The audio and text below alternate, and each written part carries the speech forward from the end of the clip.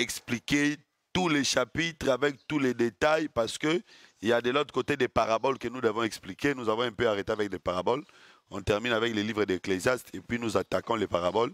Je crois qu'avec les paraboles, nous allons aller vite pour terminer avec les paraboles. Frère David, est-ce qu'on peut avoir l'audio, l'enregistrement?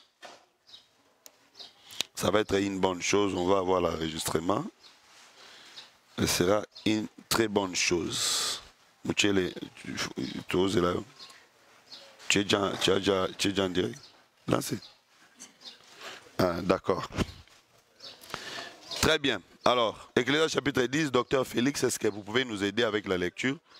Vous savez déjà la méthode d'interprétation de ces livres. Nous avons dit qu'on interprète les livres d'Ecclésiaste non pas verset par verset, mais pensée par pensée.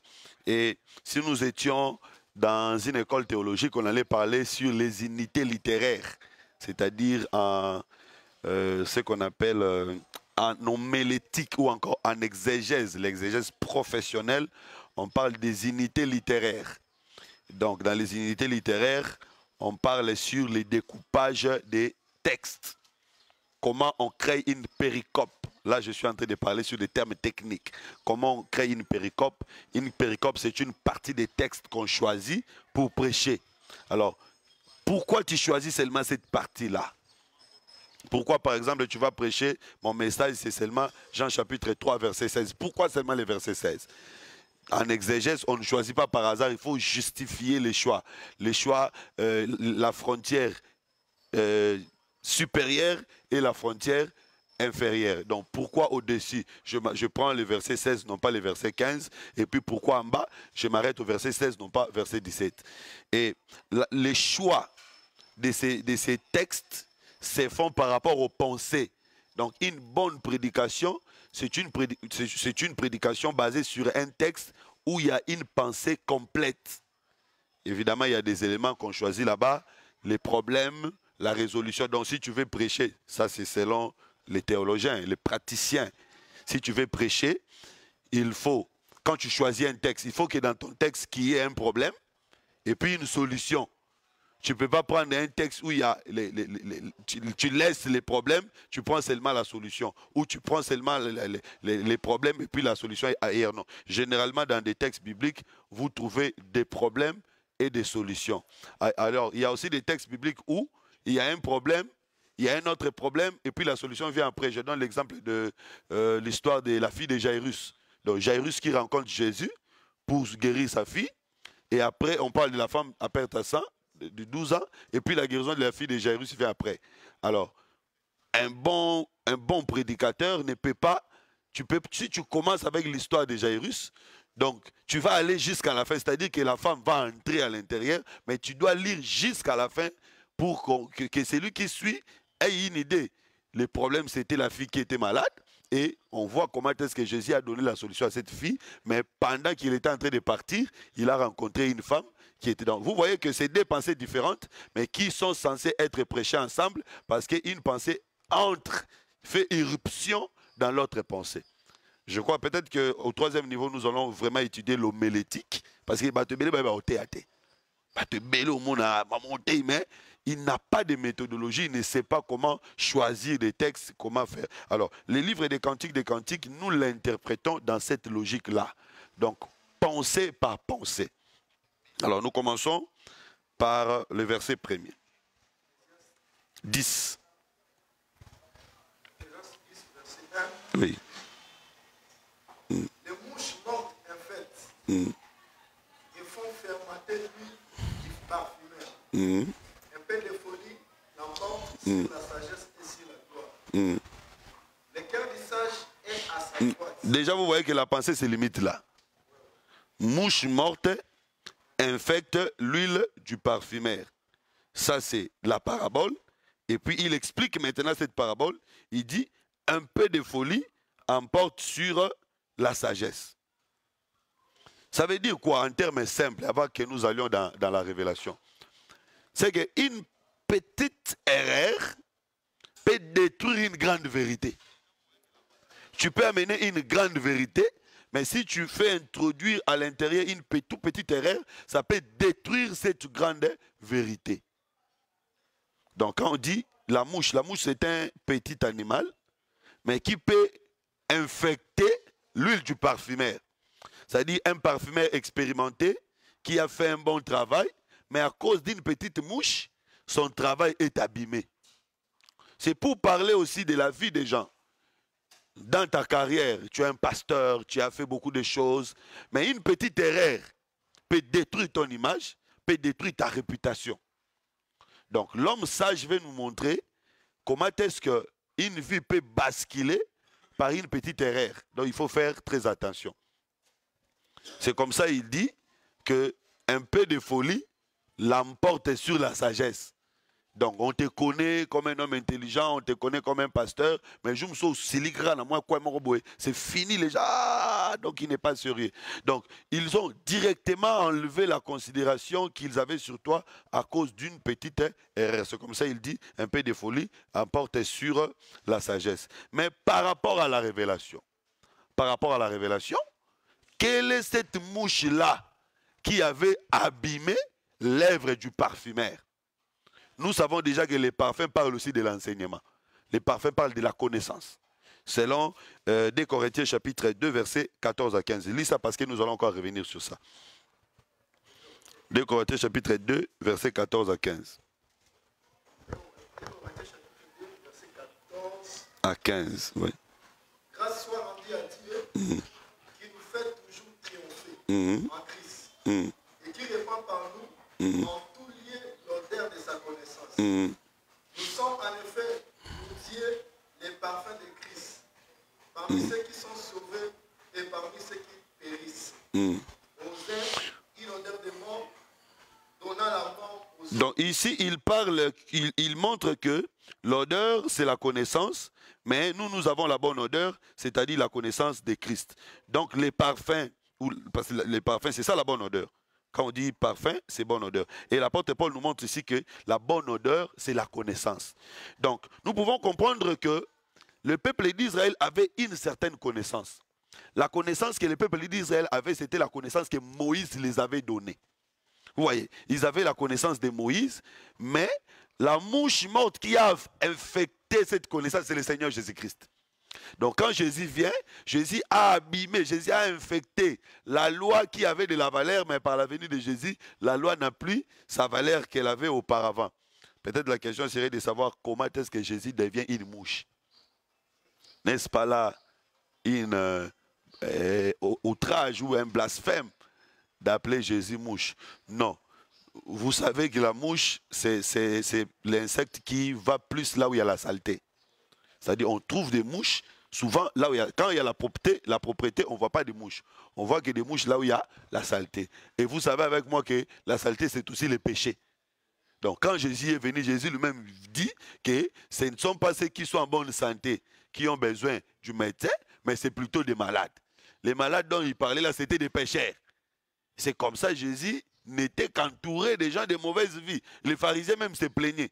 Comment il est toujours à côté des gens de mauvaise vie? Parce que c'était une mouche qui ne peut se retrouver que là où il y a des femmes prostituées, des hachés et les autres. Est-ce que tout finit? Non, mais ça, c'est la compréhension de ce qu'il faisait.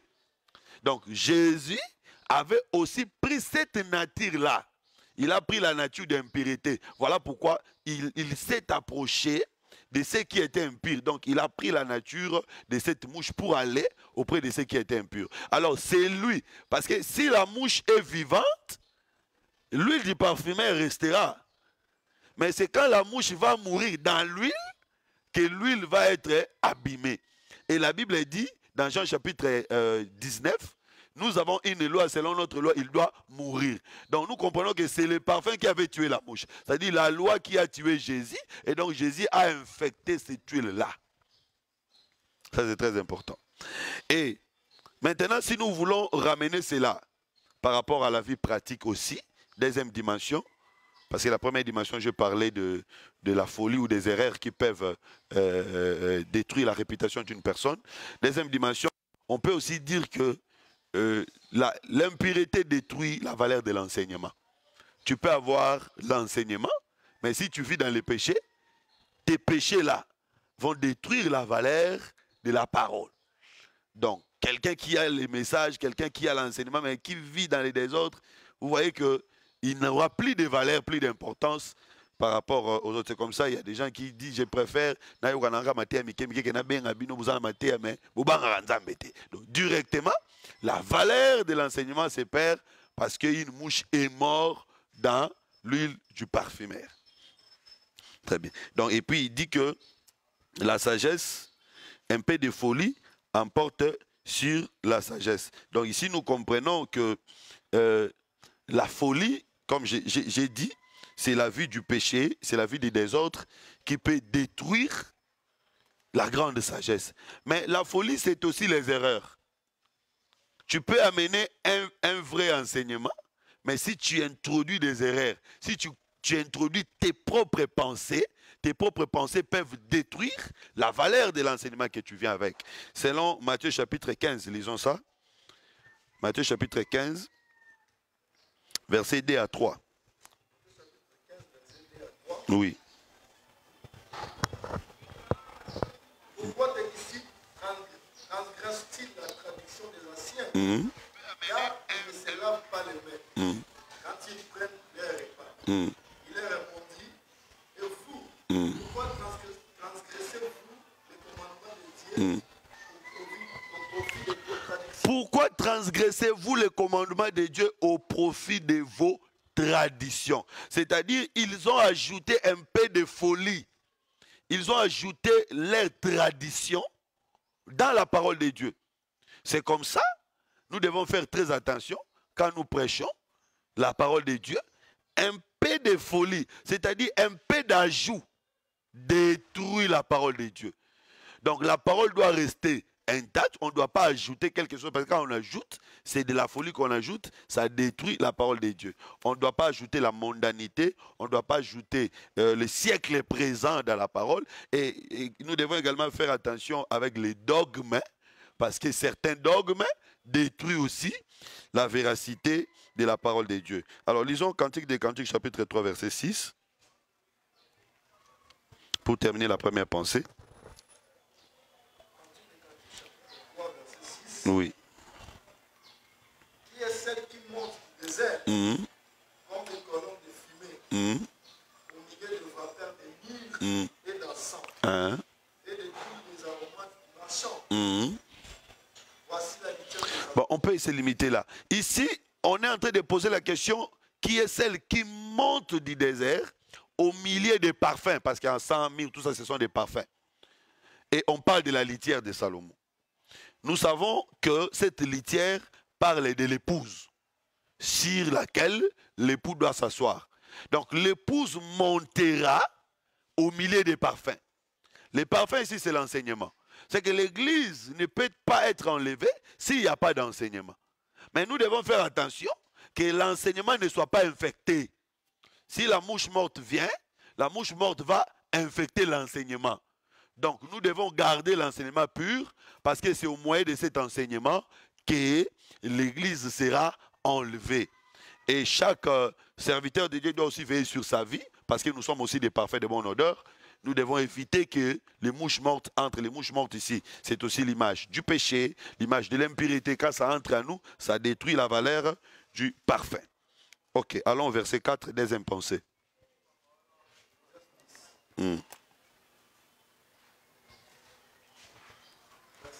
Oui. Si l'esprit de celui qui domine. Non, bon, remontez, parce que nous sommes à verset 3. L'aiguille du sage est à sa droite et les guêpes de l'insensé à sa gauche.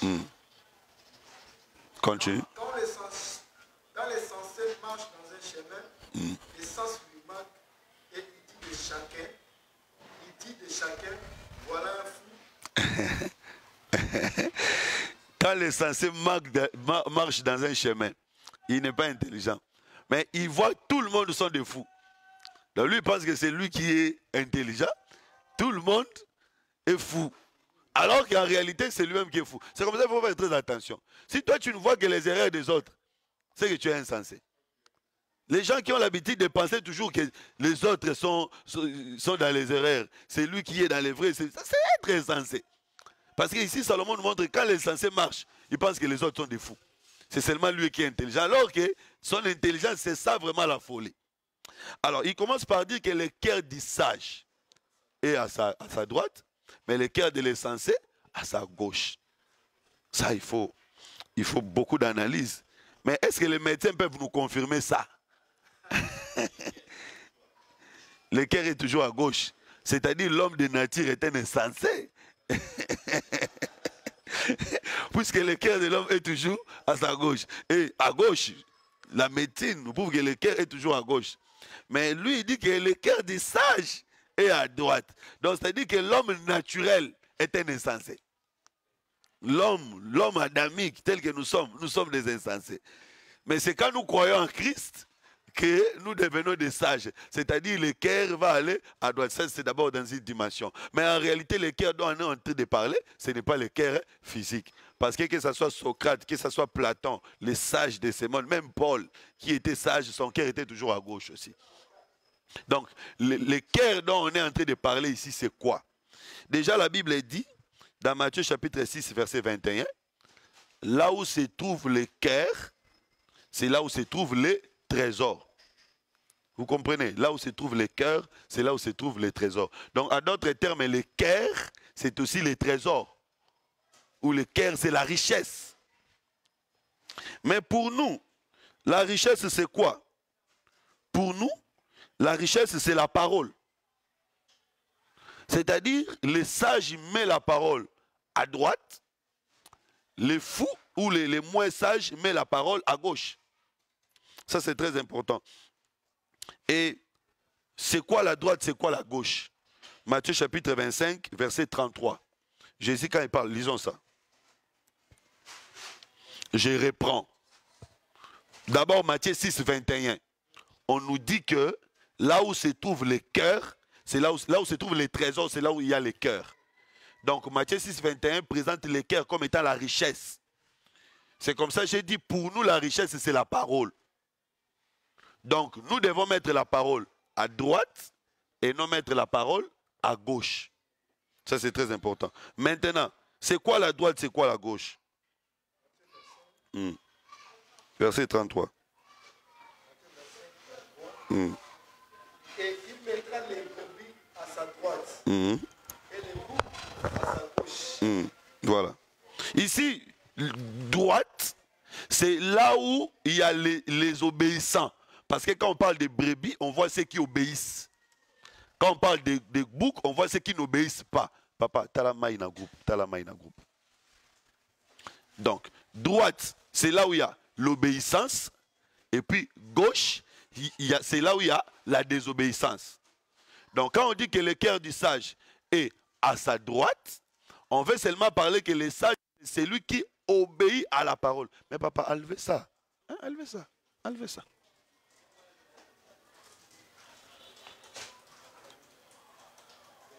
Non, mais enlevez ça. Écoute, Amaï. Voilà. Donc, la droite, c'est là où il y a l'obéissance. La gauche, c'est là où il y a la désobéissance.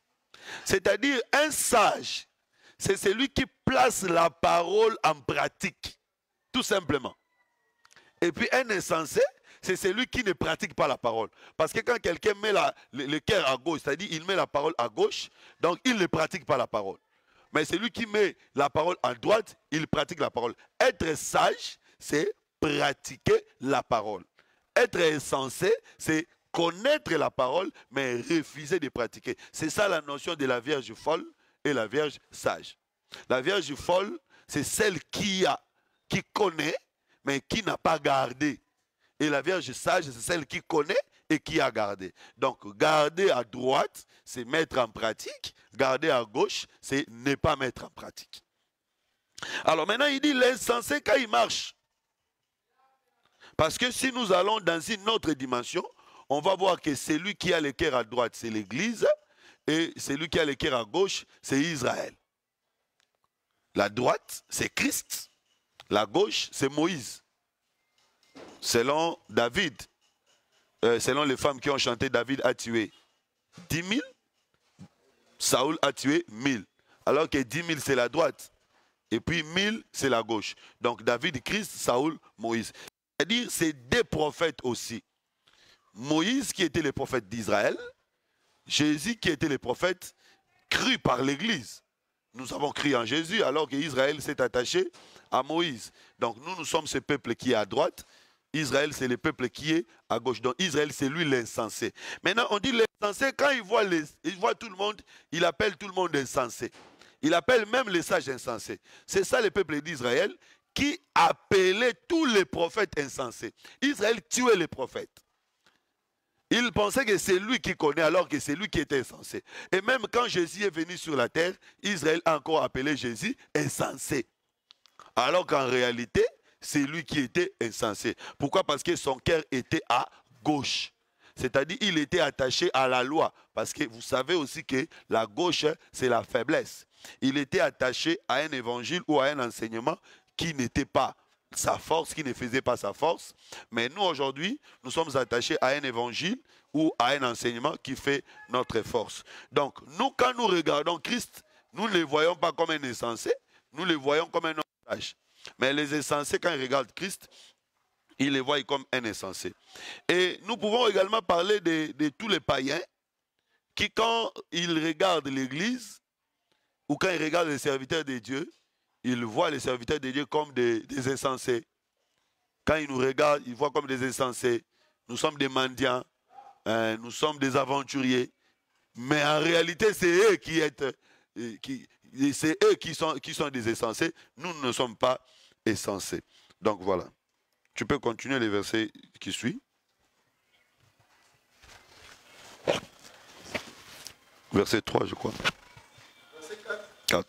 Si l'esprit de celui qui domine s'élève contre toi, ne quitte point ta place, car le calme prévient les grands péchés. Bien ou mal, donc, verset 5, Une autre pensée. Bon, on se limite d'abord ici dans cette pensée. Si l'esprit de celui qui domine, fait quoi? Reprends un peu. S'élève sur toi, contre toi, reste, ne quitte point ta place. Ça, c'est un conseil. Ça va te préserver au péché, au grand péché. Avant d'aller dans la révélation, prenons d'abord sur le plan doctrinal ou sur le plan pratique. Il y a toujours quelqu'un qui domine. Il y a toujours quelqu'un qui dirige. S'il arrivait que c'est lui qui domine ou c'est lui qui dirige, se dresse contre toi. Ne quitte pas. Il y a des gens qui quittent les églises parce que c'est seulement gang lié. Mais l'apôtre Paul dit, supportez aussi des maîtres qui ont des caractères difficiles. Donc, si l'esprit de celui qui domine s'élève contre toi, reste à ta place. C'est comme un enfant qu'on crie sur lui à la maison, il quitte la maison. Tu vas aller dans les péchés. Ça, c'est un enseignement important. Il faut rester à place. Je ne dis pas que c'est lui qui dirige, vit dans les péchés et puis tu restes à la place. Je ne parle pas de ça. Mais je parle des situations normales. Il y a des situations, peut-être des incompréhensions ou des choses qui arrivent. Et donc, il faut toujours rester à la place. Et nous pouvons même aller sur le plan politique pour voir que dans chaque pays, dans chaque État, il y a des personnes qui dirigent, des personnes qui règnent, qui prennent des décisions qui sont peut-être contre nous, mais nous sommes censés ne pas partir, sinon tout le monde ira en exil et le pays restera vide. Mais par rapport à la compréhension de la parole de Dieu, nous pouvons dire que ça peut arriver que Dieu se montre dur contre toi dans ta vie chrétienne.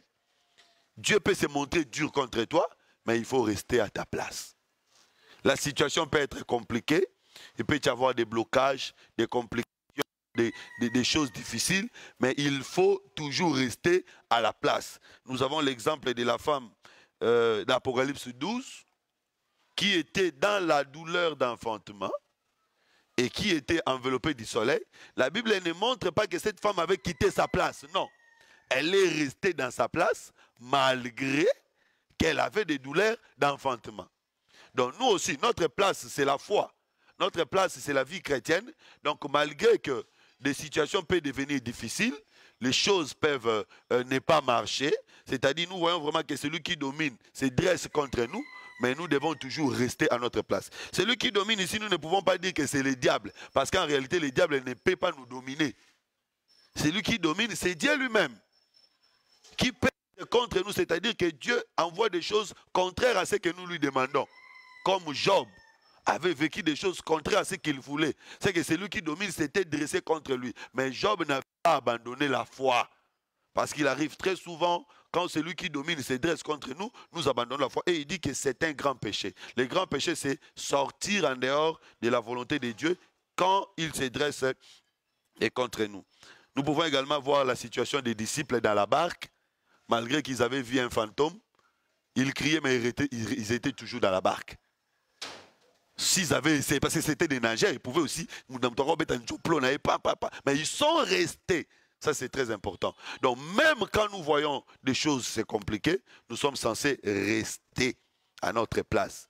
C'est comme ça, Adam, quand il a péché, il a quitté sa place. Et cette action-là, déjà de quitter la place, c'était la perte de la royauté. Parce que Dieu lui avait placé au milieu. Le milieu, c'est la place des rois. Donc, quand il s'est senti en contradiction ou en conflit avec Dieu, il a quitté la place. Aujourd'hui, le Seigneur nous appelle à rester. Même quand nous nous sentons faibles, même quand nous nous sentons éloignés, restons dans l'église, restons dans la parole, parce que c'est là où nous allons les rencontrer et c'est là où il y aura le relèvement. Des versets 5. Il est un mal que je vis sous le soleil, comme une erreur provenant de celui qui gouverne. La folie occupe des postes très élevés, et les riches sont assis dans l'abaissement. Je vis des esclaves assis les chevaux, et des princes marchant sur terre comme des esclaves. D'accord. Il y a un mal que Salomon constate sous le soleil.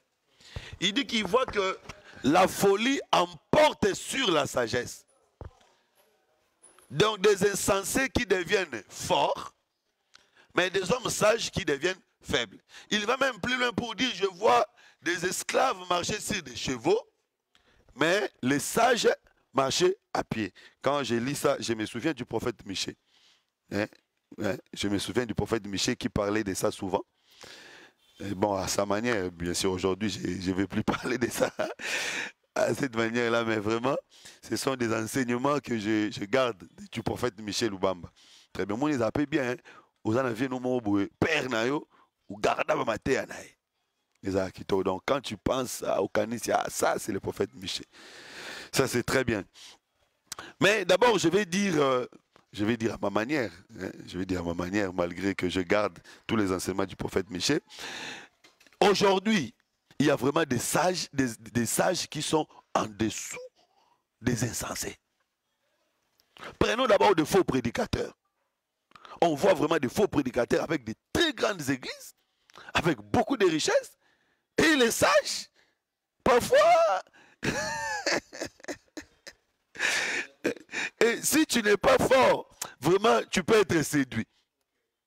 Tu peux être séduit parce que c'est très compliqué. Bien aimé, tu peux mettre du sérieux, tu pries, tu gênes, tout. Ah, et colaté. Mais vous l'avez et vimba. Alors, non mais ça ne vient pas d'aujourd'hui. Salomon l'avait déjà vu. À un certain moment, les insensés réussissent.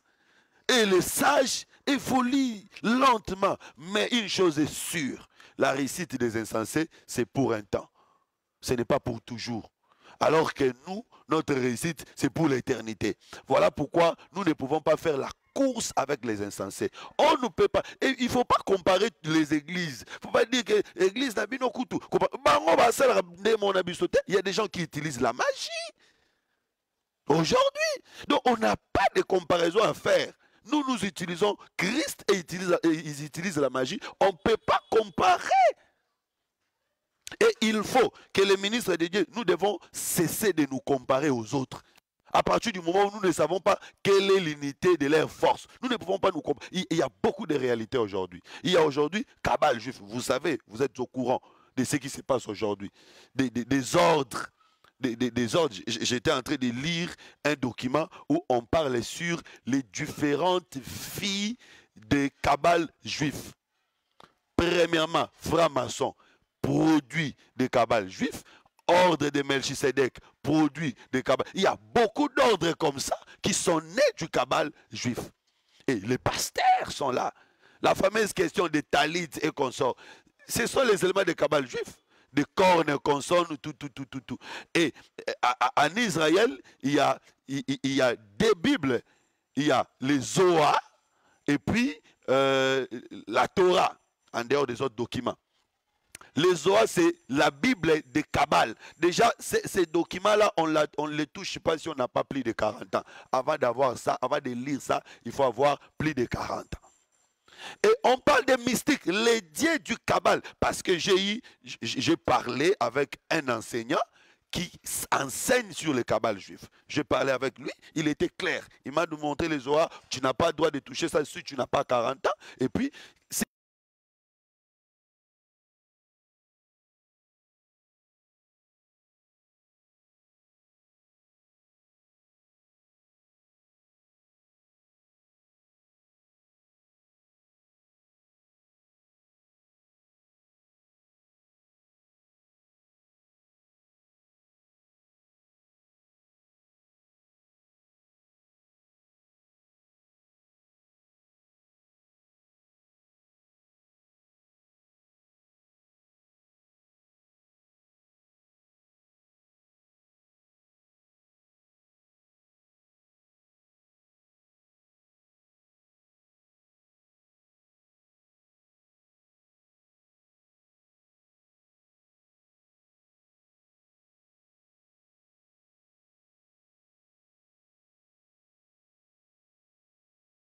il n'a pas interrompu.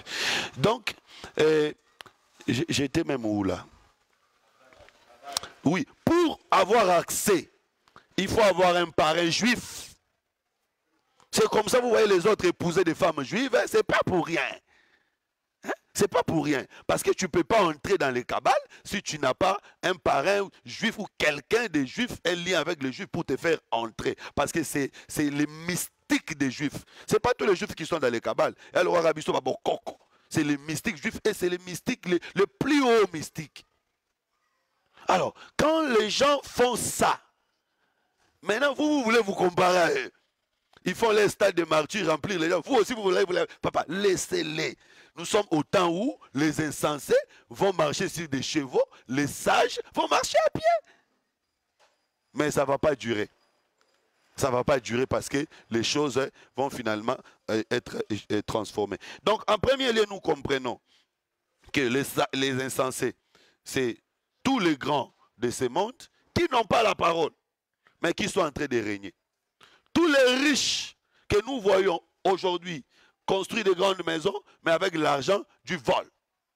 C'est quand même curieux qu'on surveille des voleurs, des policiers en train de sécuriser des voleurs, mais des messieurs honnêtes sont coupés par des koulounas. Les policiers ne les sécurisent pas. Parce qu'ici, on peut voir un monsieur qui a volé de l'argent. Tout le monde connaît que tel monsieur avait volé, mais quand il passe avec des types de police en train de les protéger. Donc, la folie est en train d'emporter sur la sagesse. Et nous sommes arrivés à un point où, quand quelqu'un est juste, on dit qu'il est bête. Mais quand quelqu'un est voleur, quand quelqu'un est magouilleur, on dit « Ah, lui là, il est sage ». Donc, inversion de valeur. Maintenant, nous pouvons aller par rapport à la révélation pour présenter cet homme sage qui est apparu comme pauvre, mais les insensés qui sont devenus comme des grands. Quand Jésus est venu en Israël, qui était sage, qui était insensé? C'est Jésus qui était sage, c'est les sacrificateurs qui étaient des insensés.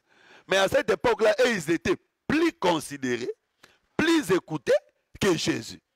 Vous voyez, et la Bible dit que les sages marchaient à pied, mais les insensés sur des chevaux. Ça veut dire seulement que les sages étaient humiliés, les insensés étaient élevés. Donc nous comprenons ici, les sages humiliés, c'est le Seigneur Jésus-Christ qui avait pris la forme de l'esclave. Mais attention, attention, c'est lui aussi Aman, il était esclave, mais il arrivera un jour où il montera aussi sur le cheval. Et non, c'est lui aussi Mardoché, il était esclave, il arrivera un jour où il montera sur le cheval et Aman tombera. Donc le Seigneur Jésus, qui a été humilié, qui a été maltraité, quand il reviendra dans la gloire, ça sera comme Mardoché, qui monte sur le cheval et celui qui était sur le cheval descendra. C'est-à-dire le temps du règne des insensés, ce n'est pas l'éternité, mais un jour les insensés seront abaissés pour que celui qui était abaissé soit élevé. Alors, nous pouvons également parler de nous aussi. Église, dans un contexte où celui qui était sur le cheval a accepté de descendre pour que nous qui étions en bas, que nous puissions monter. C'est comme l'homme qui était frappé, dans les chemins de Jérusalem à Jéricho. Vous voyez que celui qui était sur le cheval était descendu, il les prend, il les fait monter. On les fait monter avec ses blessures. C'est qu'aujourd'hui, malgré que nous avons des blessures, nous sommes quand même montés. C'est ça, c'est comme ça on nous dit, nous sommes des esclaves, mais qui sont sur le cheval. C'est-à-dire, nous n'avons pas encore atteint la perfection, mais le Seigneur nous a élevés. C'est comme ça, si tu viens dans l'église, tu peux trouver Code Wassili qui moi pota. C'est-à-dire que ma pota est l'objectif maintenant, aujourd'hui, c'est mettre les plaies mettre les médicaments dans les plaies pour que les blessures se terminent. Parce que l'homme qui a récupéré les malades ne viendra prendre les malades que quand ces blessures seront cicatrisées. C'est-à-dire l'enlèvement n'interviendra que quand nos plaies finiront. Donc nous pouvons aussi balancer la nuée dans ce sens-là. Vous pouvez continuer. La folie, verset 8. Celui qui creuse une fosse, il tombera. Et celui qui renverse une mireille sera mordu par un serpent. Celui qui remue des pierres en sera blessé. Et celui qui fond du bois en éprouvera du torture. Oui, bon, je continue. Je crois que la pensée se limite là. S'il a émoussé le fer, et s'il n'en a pas épousé les tranchants, il devra récupérer de force, mais la sagesse a l'avantage du succès. Ok. Commençons d'abord par le verset 8. Celui qui creuse une fosse tombera. Celui qui renverse une muraille sera mordu par les serpents. Prenons d'abord la muraille. Il y a des explications que nous pouvons donner pour ce qui concerne la muraille. Ephésiens chapitre 2, verset 14, présente la muraille comme étant la loi. Lisons ça.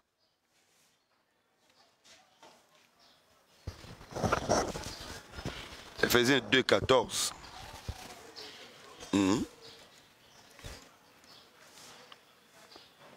Présente la muraille comme étant la loi.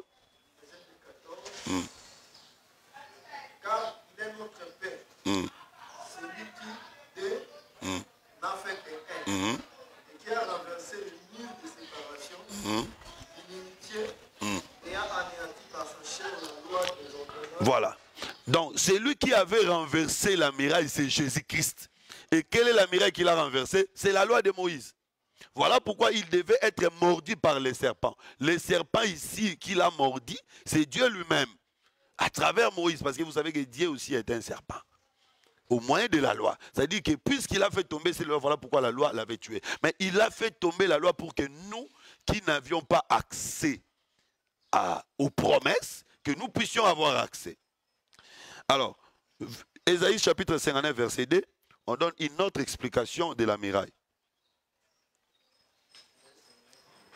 Oui.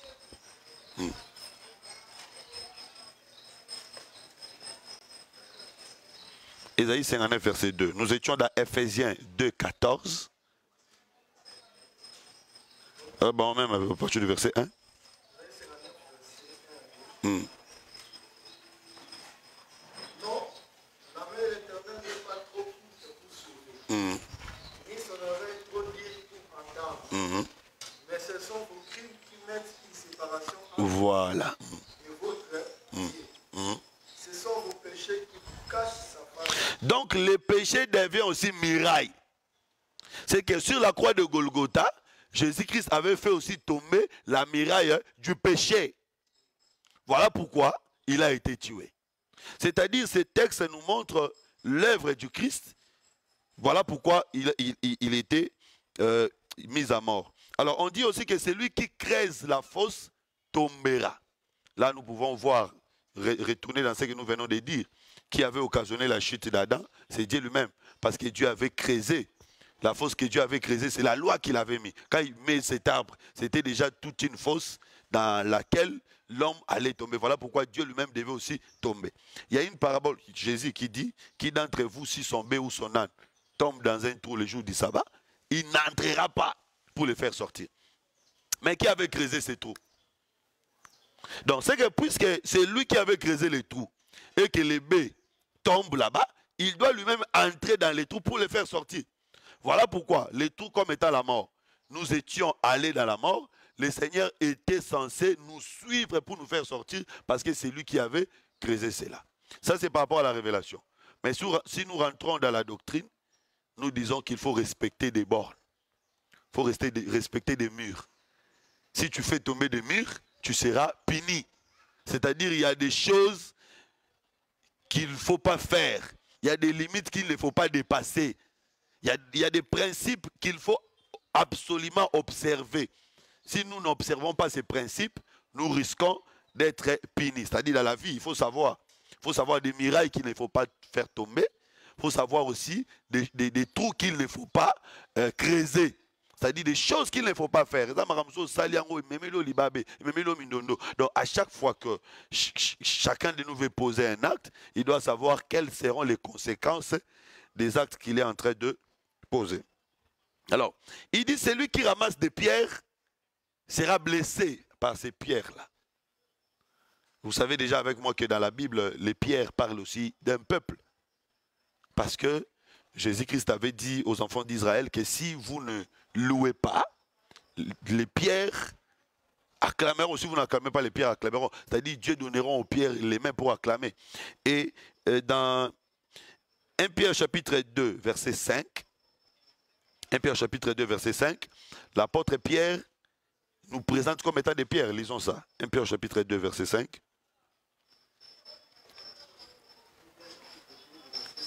Oui.